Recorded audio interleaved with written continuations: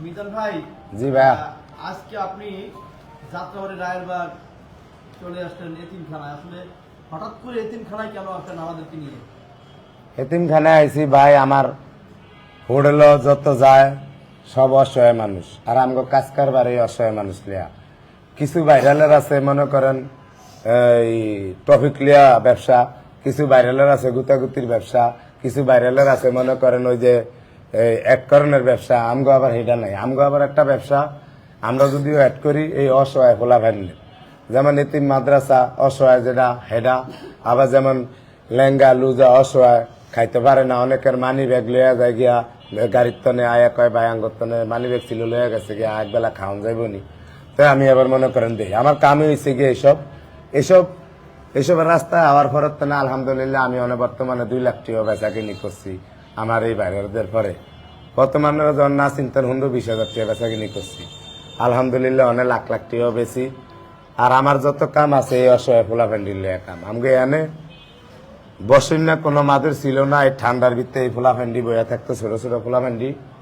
হুজুরে আমার এনে 2 দিন গেছে, আমি গ্যারেজ করি না। 3 দিন পরে যখন আবার গেছে কয় আপনার এনে 3 দিন আইসি, কোনো বাইক কথাই হাইলাম না, দেহি কি আর আপনার এনে আয়া আয়া ঘুরে যাই। তখন আমার মাথায় ঢুকলো যে 3 দিন যখন একটা লোক আইসে আসলে যায় দেহি কি অবস্থা, এই জন্য আইসি। আবার বসার অনেক কিছু ছিল না, অনেক প্রবাসী ভাইয়েরা দেশের ভাইয়েরা মিল্লা দিছে, অনেকটা আরামে আছে। মানে রোজার মাসটা অন্তত হ্যাঁ একটু চলতে কষ্ট হয়ে যায়, অনেক পোলা ভাইনের বাপ মা আছে কিন্তু বেতন দেয় না, এনে আয়া ভর্তি করে দেয়।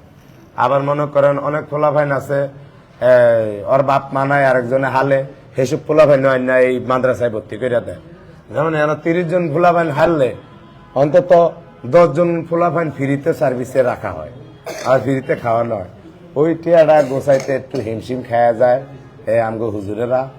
তো এই ইফতারের বাহতে বা আবার ওই যে সিসি ক্যামেরার কিছু আয়তে আননে লেগিয়া আমার দ্বারা 2-3 দিন গেছিল। আমিও আশ্বাস দিছি যে ভাই অন্তত রোজার ভিতরে তো আঙ্গো কাজ কাম কম, রোজার ভিতরে আমরা একদিন যাবো। আল্লাহ বাঁচাইলে আজকে আমরা আয়া পড়ছি, আয়া দেই যে ছোট ছোট বাচ্চারা দেন বাপ মা সারা এনে খায়। হেরনে আবার এই ঘুমানোর জন্য মনে করেন তেমন কম্বল টম্বল এরকম কোনো ব্যবস্থা নাই। এই এরকম যদি মনে করেন প্রবাসী ভাইয়েরা দেশের ভাইয়েরা বা এক একজনে যদি একটু একটু দিয়ে হেল্প করতো তাহলে মনে করেন যে এই ফোলাফান নিয়ে একটু ভালোভাবে থাকতে পারতো।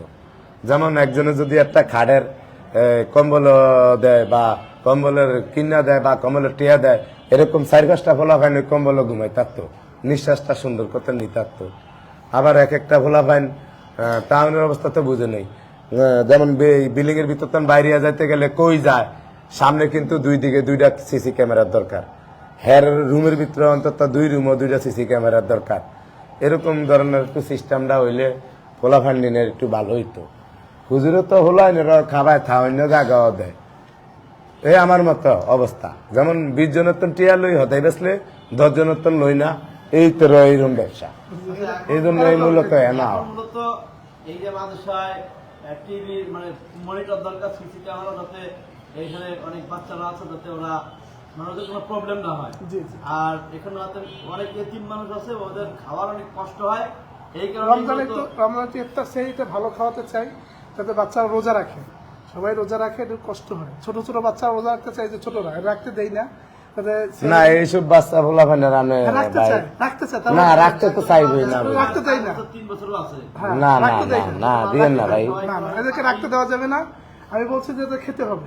আমারও হোলাই না আছে, ছোট ছোট খাইতে চাইলে কই হানি খাইলে রোজা ভাঙে না, মা খাইলা আঙ্গরও মা এমনি হালছে কি এই যে এতিমখানায় আপনি যে অনেক এতিম মানুষ আছে, এখানে অনেকেই ঠিক মতো খাবার পাচ্ছে না। এই যে মানুষ আপনার ভিডিও অলরেডি দেখতেছে অনেক মানুষ এখানে প্রবাসী দেশে, আপনার এইখানে যদি মানুষ হেল্প করে তখন আপনাকে কিভাবে পাবে? আপনাদের কি যোগাযোগ করার কোনো মাধ্যম আছে? হ্যাঁ, আমার বিকাশ হোয়াটসঅ্যাপ নাম্বার আছে। আচ্ছা মিজান ভাই, আপনি তো একজন পরিচিত মানুষ, আপনি একটু বলে দেন যে এই নাম্বারে বাইরে কইছি নাম্বার লিখে রাখতে রাখছে ভাই। যদি মনে করেন মাদ্রাসাটা আমার সাইডে থাকতো, আমি অন্তত এক বেলার দায়িত্ব হইলেও ডেলি নিতাম। কারণ আমার মতো এমনি 100 জন খাবাই আল্লাহ বাঁচাইলে, লাগলে আরো 20 জন কমিয়ে দিতাম। অনায়া হচ্ছে দূরে, আমি যে হেনটা হারামু হেরুম ক্যাপাসিটিও নাই।